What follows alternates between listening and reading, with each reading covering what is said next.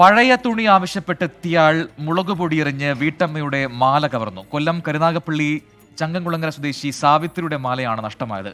പ്രതിയെ ഉടൻ പിടികൂടാൻ കഴിയുമെന്ന് പോലീസ് അറിയിച്ചു.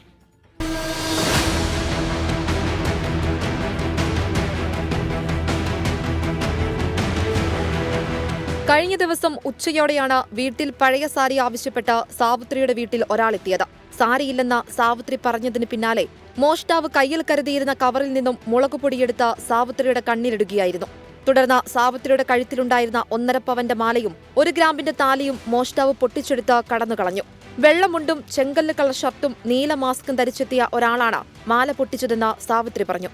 പച്ചക്കറി ഞാൻ അരിയണം. ആ അരിയുന്ന സമയത്ത് ഒരാൾ വന്ന് അവര് എന്നോട് പഴയ സാരി ചോദിച്ചു. അപ്പം ഞാൻ ഇല്ലയെന്ന് പറഞ്ഞപ്പോൾ ഒരു കവറിൽ നിന്ന് എടുത്ത് എൻ്റെ മുഖത്ത് മുളക് പൊടിയിട്ട് മാല അങ്ങോട്ട് കറ്റിച്ചിട്ട് പോയി. 1.5 പവന്റെ മാല, 1 ഗ്രാമിന്റെ താലി.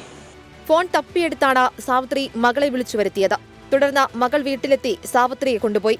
ഓച്ചിറ പോലീസിന് നൽകിയ പരാതിയിൽ കേസെടുത്തു. പ്രതിയെ ഉടൻ തന്നെ പിടികൂടാൻ കഴിയുമെന്ന് ഓച്ചിറ CI പറഞ്ഞു. 24 കൊല്ലം.